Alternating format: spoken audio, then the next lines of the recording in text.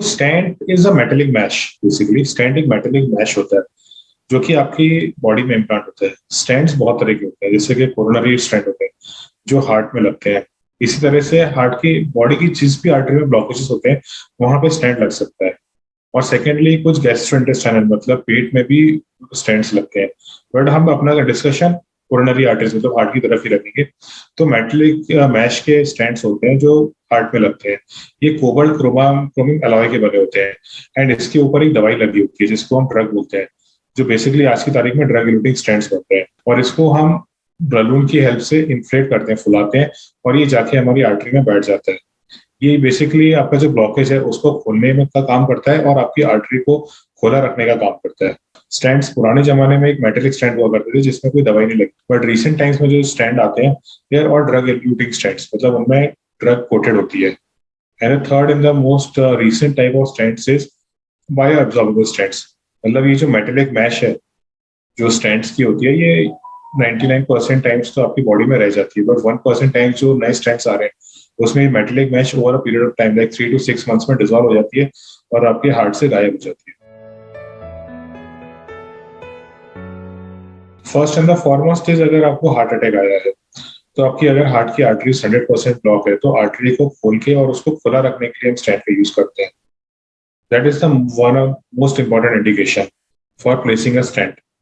Second is अगर आपकी arteries में ब्लॉकेज है जो कि 70 to 80% से ज्यादा है और उसकी वजह से आपको चलने फिरने पे सीने में दर्द हो रहा है, या फिर अगर आपको हार्ट अटैक आ चुका है, तो उस केस में उस ब्लॉकेज को खोलने के लिए और उस आर्टरी को खुला रखने के लिए स्टेंट का उपयोग होता है। यही मेन इंडिकेशन होता है स्टेंट प्लेसमेंट। इसके अलावा और कोई इंडिकेशन होता नहीं है हार्ट के केस में तो स्टेंट प्लेसमेंट का। One is 100% blockage of the artery and the second is कि अगर आपकी आर्टरी में ब्लॉकेज है जो कि 70 to 80% से ज्यादा है। स्टैंड के साथ सबसे बड़ा रिस्क है कि स्टैंड का रीब्लॉकेज, ये सबसे बड़ा कॉम्प्लिकेशन होता है। जब हम स्टैंड प्लेस करते हैं तो स्टैंड आपको समझना होगा कि it is a foreign body, जब हम बॉडी में हम फिट कर रहे हैं तो सबसे बड़ा कॉम्प्लिकेशन होता है स्टैंड प्लेसमेंट का कि स्टैंड का बंद होना, स्टैंड थ्रोम्बोसिस, जो सबसे पहले 24 घंटे में सबसे ज्यादा होता है। Because since it is a foreign body तो बॉडी उसके अगेंस्ट रिएक्शन करती है। तो ये सबसे बड़ा कॉम्प्लिकेशन होता है स्टैंड का ब्लॉकेज वाला। इसको मिनिमाइज कर सकते हैं हम by taking all the medications जो कि आपका कार्डियोलॉजिस्ट आपको प्रिस्क्राइब कर रहे हैं, जैसे कि ब्लड थिनर मेडिकेशंस और कोलेस्ट्रॉल की मेडिकेशंस। सेकेंड कॉम्प्लिकेशन है कि over a long period of time stent का री ब्लॉकेज होना। ये री ब्लॉकेज यूजुअली दवाइयां बंद करने की वजह से और हमारी लाइफस्टाइल में मॉडिफिकेशंस, लाइक फिर से हम पुरानी लाइफस्टाइल को अडॉप्ट करना, alcohol, smoking, tobacco, diet proper नहीं लेना, उसकी वजह से स्टेंट के री ब्लॉकेजेस होते हैं। अनदर कॉम्प्लिकेशंस होते हैं कभी कभी कुछ केसेस में, लाइक स्टेंट प्लेसमेंट के टाइम पे आपके ब्रेन में ब्लॉकेजेस हो सकते हैं, मतलब आपको पैरालिसिस हो सकता है। बिकॉज हम जो स्टेंट के ब्लॉकेजेस खोलते हैं तो उसका जो खून का थक्का होता है, जो ब्लॉकेज होता है, वो एम्बुलाइज होकर आपके ब्रेन तक जा सकता है, जो कि स्ट्रोक कर सकता है, लकवा मार सकता है उसकी वजह से। So this complication can be minimize only on the part of the operating physician, ये पेशेंट के लेवल पे नहीं है।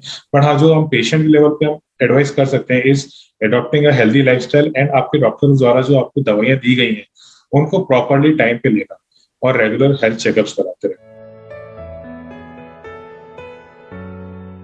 Pre procedure like we describe in the angiography, like pre procedure stent placement के लिए डॉक्टर आपको बोलेंगे कि आप एटलीस्ट 4 to 5 आवर्स पहले कुछ सॉलिड फूड्स ना लें और पानी वगैरह ना लें, लिक्विड फूड्स अवॉइड करें।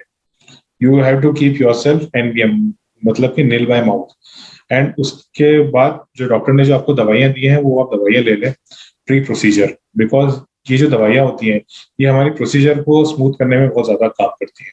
And otherwise post procedure instructions काफी ज्यादा इंपॉर्टेंट होते हैं।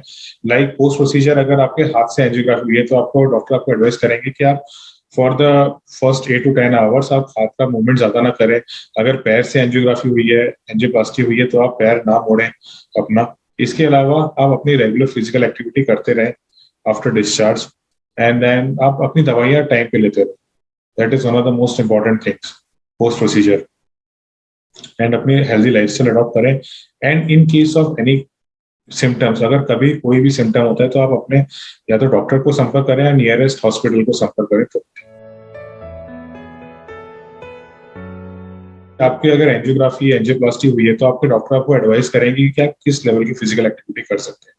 मोटे मोटे तौर पे अगर आपकी हार्ट की पंपिंग क्षमता नॉर्मल है, आपकी हार्ट का फंक्शन नॉर्मल है, जिसको हम इजेक्शन फ्रैक्शन बोलते हैं, वो अगर नॉर्मल है तो आपके डॉक्टर आपको एडवाइस करेंगे कि पोस्ट डिस्चार्ज आप अपनी रेगुलर फिजिकल एक्टिविटी शुरू कर सकते हैं। सेकेंडली, फिजिकल एक्टिविटीज आप gradually over a period of time अपनी बढ़ा सकते हैं।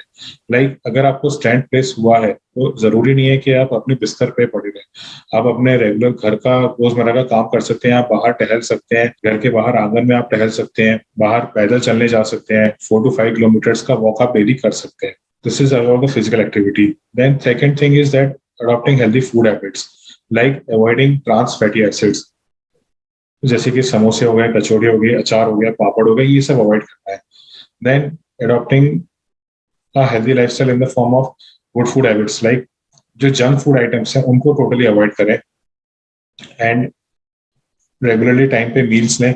ऑयल्स के लिए हम बोलते हैं पेशेंट्स को कि आप अपने किसी भी तरह का आप ऑयल यूज कर सकते हैं, ऑयल की मात्रा कम होनी चाहिए, प्लस आप एवरी 6 मंथ्स अपने ऑयल्स को चेंज करते रहें एंड उसके साथ साथ अल्कोहल कंजप्शन जीरो कर देना चाहिए। जो टोबैको कंजप्शन है, be in the form of smokeless tobacco, cigarette हो गया या तंबाकू हो गई, वो सब बंद कर देना चाहिए। पान आदि का सेवन कम बंद कर देना चाहिए। And these are the only lifestyle modifications that one should adopt. And not only a person with a stent, every person जिसको कभी भी हार्ट की प्रॉब्लम हुई है या फिर अगर वो हेल्दी लाइफस्टाइल अडॉप्ट करना चाहते हैं, अगर फ्यूचर में नहीं चाहते कि कोई हार्ट इश्यूज ना हो, तो all the people should adopt these lifestyle modifications.